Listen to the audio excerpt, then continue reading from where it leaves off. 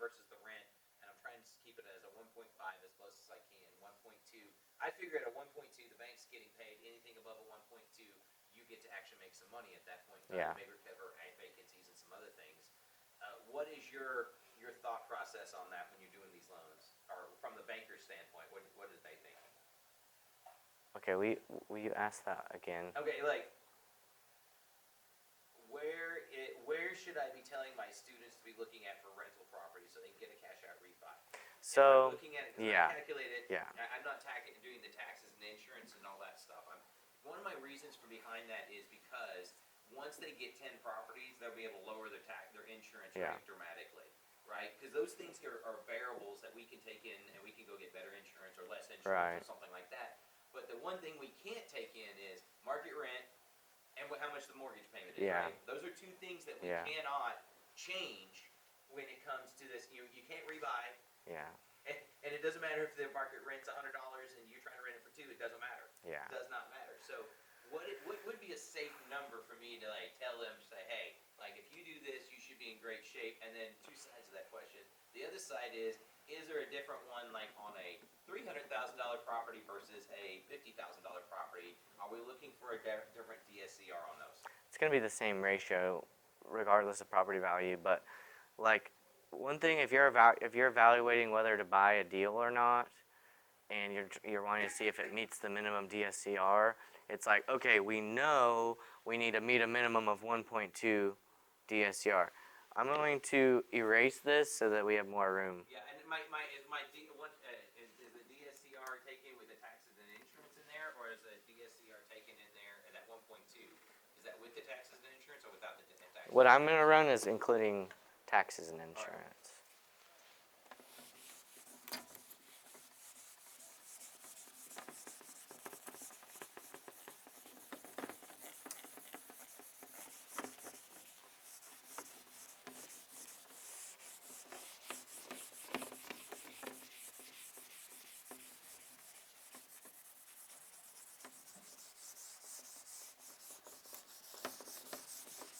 Okay. This thing's a little wobbly. There we go. Okay, so you know you want to meet a minimum of a 1.2 DSCR. This is basic algebra. And you want to figure out what it needs to rent for, right? So you can figure out, okay, the mortgage payment, I know I need to buy the deal at this number for it to be a deal based on comps, and I typically am buying at your purchase and remodel needs to add up to be 70% of the after repair value. And if you buy properties with that formula, then you can more than likely get a loan on it, at least with me. So I have another scenario we'll run by after I do this that kind of explains that in more detail. So you know you want to get a 1.2 DSCR, and let's say the mortgage payment's $1,000 a month, includes taxes and insurance. So let's see here. We're going to do X divided by $1,000 a month. X being your rents, right? So simple math, you do times 1,000 over X times 1,000 over X. I haven't done this by hand in a long time. So anyways, you want to go 1,000 times 1.2 is 1,200. So in order to meet that minimum 1.2, X equals $1,200 a month. So if your mortgage payment, which is principal, interest, taxes, and insurance, is $1,000 a month, you need to rent that house for $1,200 a month. Now, if this is a little 2-1 on the south side, or a 1-1 on the south side, and it's like, yeah, it's probably not going to get $1,200 a month. Market rent for something like this is maybe $800 to $1,000 if you make it really nice. If you think it's only going to rent for $1,000 a month, and there's no way to push it to $1,200, probably don't buy that deal for cash flow. Maybe it makes sense as a flip. Maybe not on the south side. I don't know. But that's. I don't know if that makes sense to anybody, but. So we go over here. We got to buy the house. Doesn't cash flow. What does this mean now? Well, don't buy it. Run that equation before you buy it. If you were going to buy it, you would do what with it? Flip it. Right. So if it's not going to cash flow, but there's enough equity, let's say you can still buy it and remodel it for 70% of the estimated after repair value, then you run this number and it doesn't cash flow, assuming you get a loan for 75% of the after repair value on a refinance at 8% or whatever the rates are at the time, then maybe it makes sense to flip it. So we'll talk a little bit about exit strategy. Yeah. Okay, so I've got one more scenario here, which is a lot cleaner and a lot. Maybe I should have done this one first for new people, but this one will kind of help explain it a little bit better. Or more simple, I will say. Okay. We're going to do the purchase price. I've done probably 25 to 50 deals with almost these exact same numbers. So, where is it? Okay. Purchase price, $70,000. Rehab. 35K. ARV.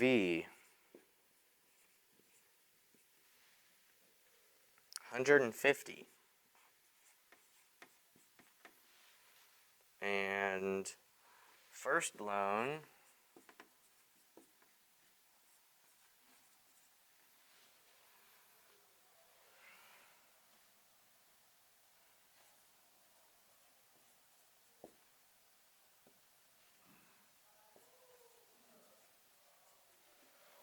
Okay, so in this scenario, you're buying and remodeling a house for $105,000, which is, let me double check that I did this right. That's 70% of the after repair value. So let's say, based on what I was saying earlier, you find a house for $70,000, it does need $35,000 in work. You pull comps, comparable sales in that neighborhood, and you're like, oh, based on it being a 3-bedroom, 1-bathroom of 1,024 square feet in this neighborhood of Midwest City, then it should be worth around $150K. Those are numbers on that first rental I ever bought, or pretty much the same numbers. Anyway, so you're buying it and remodeling it for 70% of that after repair value. First loan, we can get a loan of $105,000 with some of our lenders. So they're funding 100% of the purchase and the remodel. The term on this loan would be 3 to 6 months. So these types of lenders typically want you to buy the house, get it remodeled, and get it sold or refinanced pretty quick. There's no waiting around because your interest rate is going to be like 12% interest. And there's going to be fees of 4 to 6 points. Points are a percentage of the loan amount. So on 105,000 times 0.25, 0.06. That's $6,300 of loan fees plus 12% interest. And if you finance the fees into the loan, then you're accruing 12% interest on $6,300 plus the $105,000. It adds up really quick. So you want to use this money to get into the deal and out of that loan as quickly as possible. And if you do it in 3 months, that's kind of the ideal situation, or quicker. So payment on this would be $1,050 to make it simple.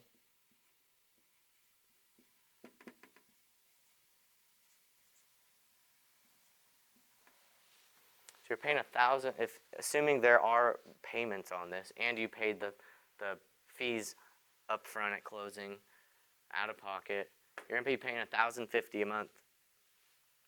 And you're going to receive a check for $35,000, or they'll do reimbursement draws where you got to go get the work done, and then you can request a draw from the lender, and then they'll give you a percentage of the $35,000 as a reimbursement of money and work you already put into the project, as a way to protect themselves. Okay, so the second loan. So this is the purchase and remodel loan. This is a fix and flip loan, private money loan, hard money loan. This is typically the type of terms you're going to be looking at. 12% interest, 4 to 6 points, and how they structure that, the term, monthly payments or not, or financing the fees in or not. That varies depending on what lender you work with. I work with probably about 10 to 12 different lenders that offer these same general terms, and certain private lenders and hard money lenders don't like areas, like Russell back there. He'll say, oh, I don't like that area, or I don't like the deal, or whatever. Yeah, I'm not trying to pick on you, but so every lender likes their certain criteria when it comes to a deal. So like, oh yeah, well the numbers make sense, but I don't agree with it being worth $150,000 after. I think it's only worth $105,000 after, even though you're buying it and remodeling it for $105,000. So I'll only give you a loan for $70,000. You're gonna have to bring $40,000 to close, whatever the scenario is. That's why I shop different lenders, and I'll reach out to like 3 or 4 guys that I'm like, I know that they will like this deal, they like this area, and I'll present the borrower information and the deal information, and basically act as more or less like an advocate for the borrower. And I'm like, hey, here's the borrower, here's their bank statement, they've got this much money in the bank, here's what their credit score is, here's how much experience they have, and then here's the property they're wanting to buy, here's their remodel budget, here's the address, here's their comps, here's the photos. Do you want to lend on it, yes or no? And then I've got people that are like individuals that are like doctors and people that just have high net worth, high income, and they just lend out of their IRAs, and we get them a 12% return in 3 months, well, plus their points, so 16, 17% return on their money in 3 months, and they're happy, and they don't have to go remodel a house. And they get to make their money on the loan, and then you go and make your money on the deal. So anyways, so in this scenario, you bought it, you now owe $105,000 to your lender. Now we're going to refinance it to keep it as a rental. Second loan amount, AMT, there we go. We're going to do 112.5K. That is 75% of that number. So assuming it is going to appraise for $150,000 after it's all fixed up and ready to get rented, you can get a loan amount, a new loan, to pay off this loan for 75%. And there's a reason why we try to buy it and remodel it for 70% of this number, because there's loan costs. And so by you keep a 5% margin, So on the new loan, we get a loan for $112,500 to pay off your $105,000 loan. After loan fees and costs, you should have no money out of pocket on the refinance, the second loan.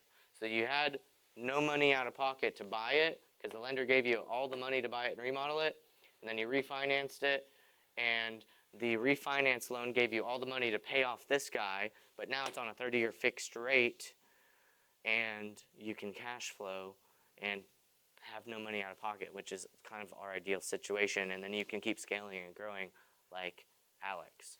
And this is pretty much the same method that he uses to build his portfolio. Same method I used, just bad timing on the market and a lot of other variables there. So, okay, so in this refinance scenario, your new term is 30 years. So you went from a 3 to 6 month term to a 30-year term. You went from paying, I didn't make this clear, but on this first loan, it's interest-only payments. This is not an amortizing loan. You're not paying down a little bit of the loan amount every month. You're just paying the interest, 12% of interest associated with that. The rate is probably going to be 7 to 8% as of today's market. And so you're going from 12% interest down to 7 to 8% interest. And fees. As a broker, we typically charge 1.875% broker fee, unless you're doing pretty significant volume. Typically, once you close $1 million in loan volume with us, we start to consider offering some discounts on that. And what else? Payment. So, assuming you have a 7 to 8% interest rate on $112,500 on a 30-year fixed rate, your payment will be, I ran two scenarios to show you guys the difference in interest rate from 7% to 8%. So at 7%, your payment's around $750, and at 8%, you're at $865, and that's PI. That's principal and interest. That's not taxes and insurance. Taxes and insurance is included in these types of mortgages, which I'm estimating $150 a month for taxes and $150 a month for insurance. So we're going to call that, what did I put? $300 a month. So total payment, you're going to be at,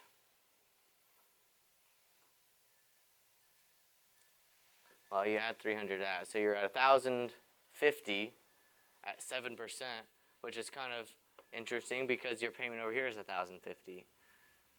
And then $865, that's $1,165. Don't check my math. Okay, so now we're going to evaluate the cash flow.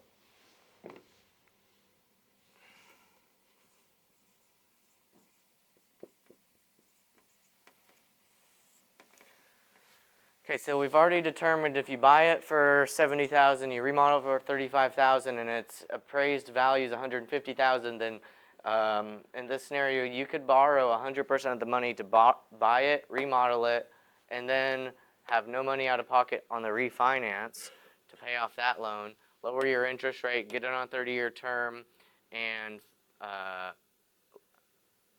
your payment doesn't necessarily get lower, but you're paying down the principal amount now.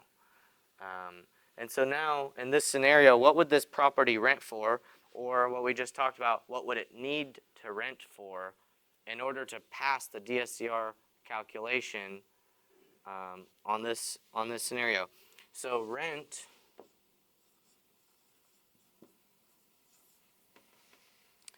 at $12.50 per month, and I did rent at $13.50.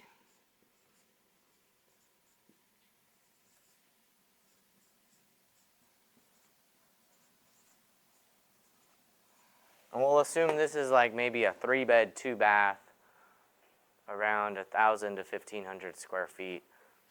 And we'll say it was in Midwest City. Well,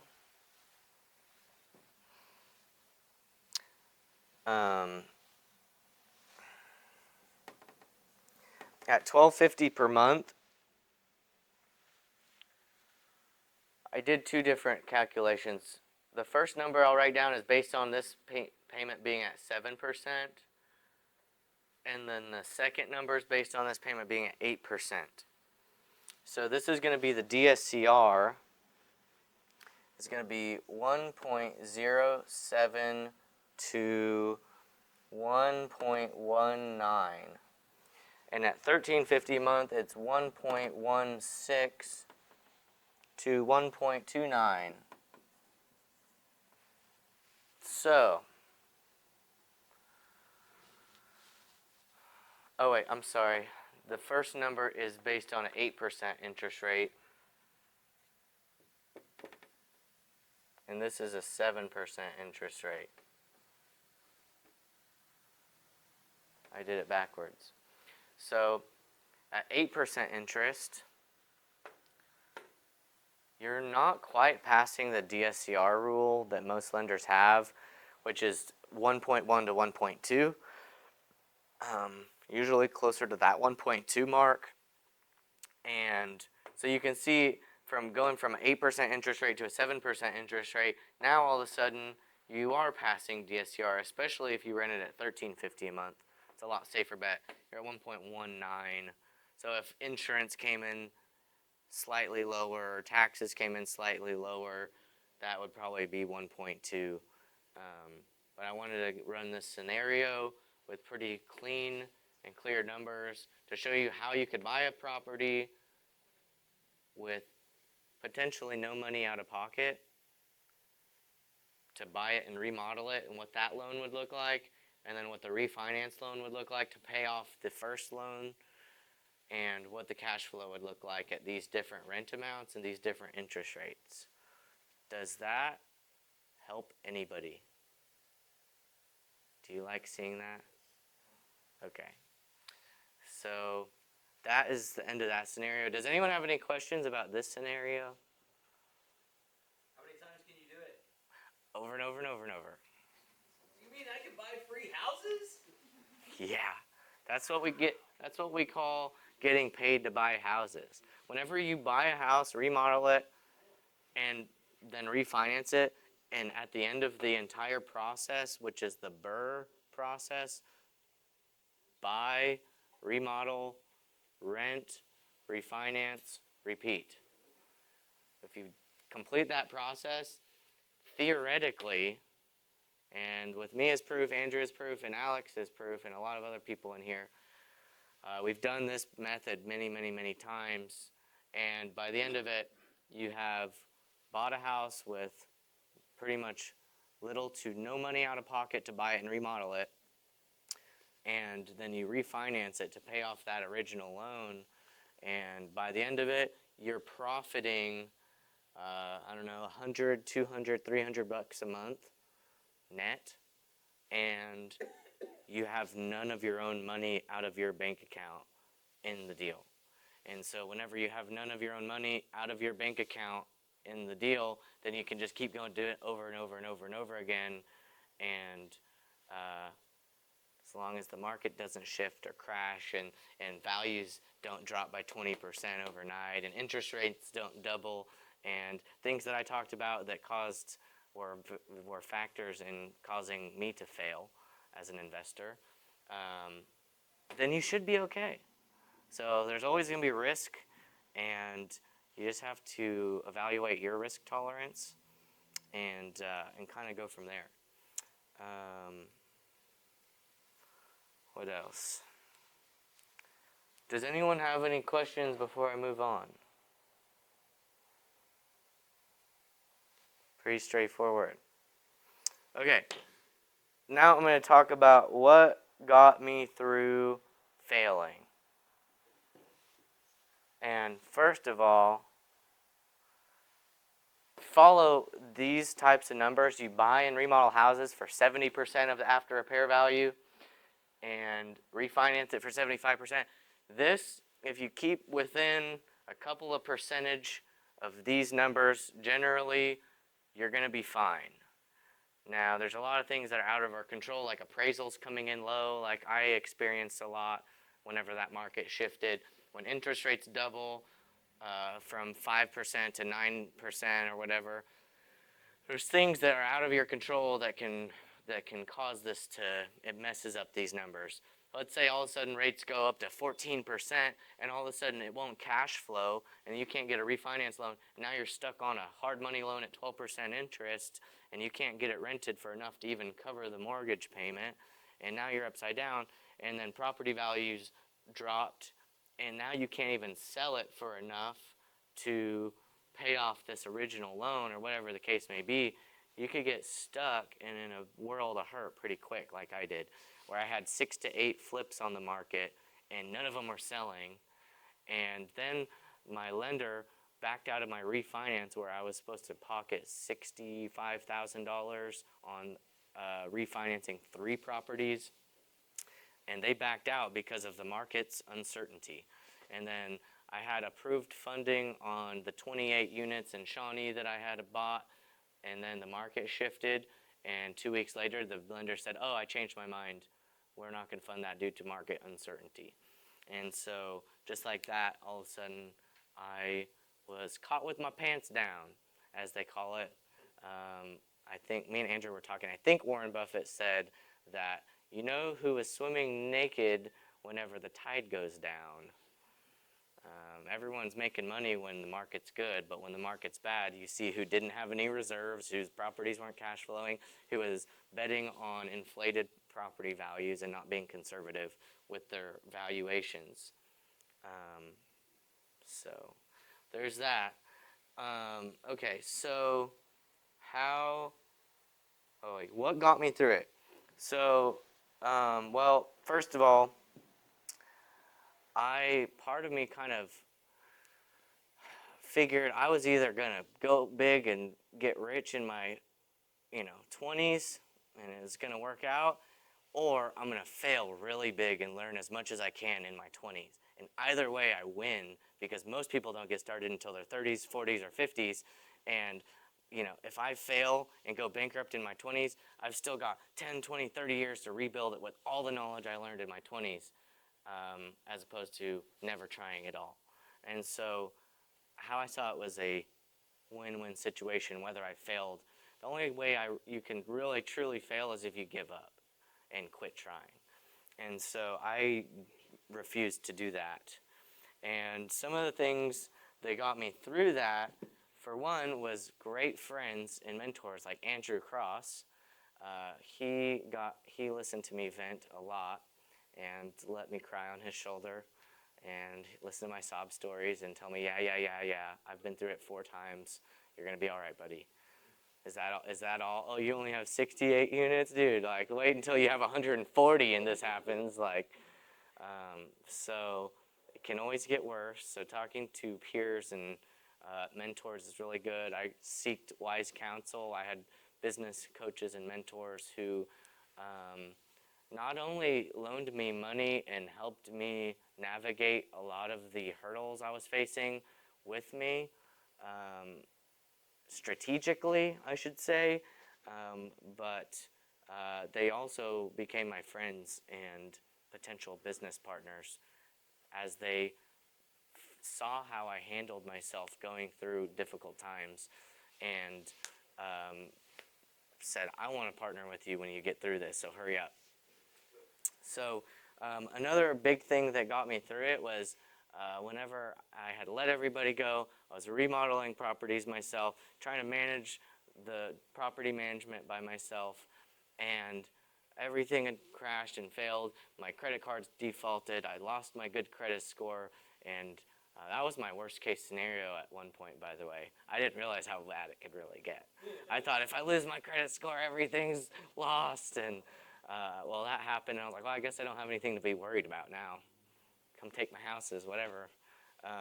But I basically was pretty depressed for like 2 months. I kind of threw my hands up after remodeling like 6 apartment units by myself and worked till like midnight, 1 a.m. every night and textured houses and got things rented and just grinded it out for months and months and months. And then I burned out, laid on the couch for about 2 months, and the bank still hadn't come and take my house and kicked me out on the street. And I was like, well, I guess I should get back up and keep working.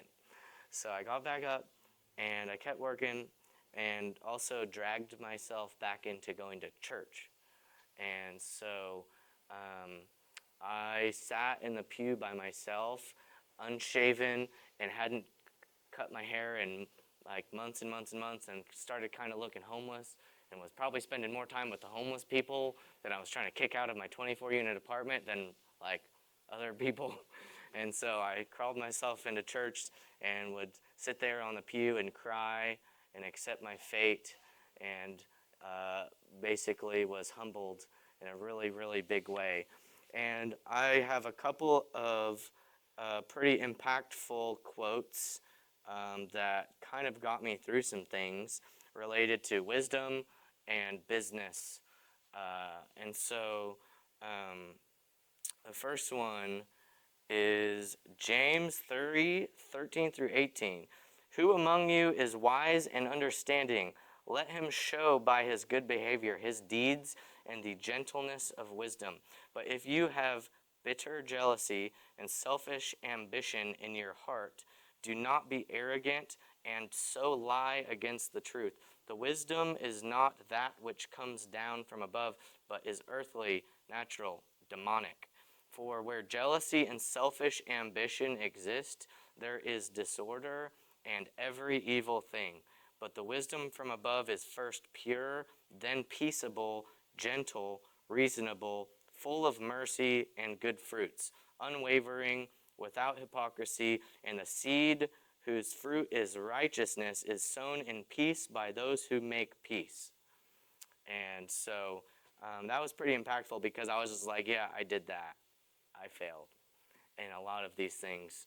I was not wise and was basing my wisdom on earthly things. And so I've got 2 more for you. James 4:13 through 17. Come now, you who say, today or tomorrow we will go to such and such a city and spend a year there and engage in business and make a profit. Yet you do not know what your life will be like tomorrow. You are just a vapor that appears for a little while and then vanishes away. Instead, you ought to say, if the Lord wills, we will live and also do this or that. But as it is, you boast in your arrogance. All such boasting is evil. Therefore, to the one who knows the right thing to do and does not do it, to him it is sin. And I am definitely guilty of that. I read that and I was just like, felt like it was talking right to me. I was like, oh man, how many people did I tell? I'm going to buy a 100-door this year, and I'm going to go to Shawnee and be the king of Shawnee and do all these big things. And then, God humbled me in a pretty big way. And whenever I read this, I was like, yeah, I failed. I did that. So, okay, last one, Matthew 6:25 to 34. For this reason, I say to you, do not be worried about your life as to what you will eat or what you will drink, nor for your body as to what you will put on. It is not life more than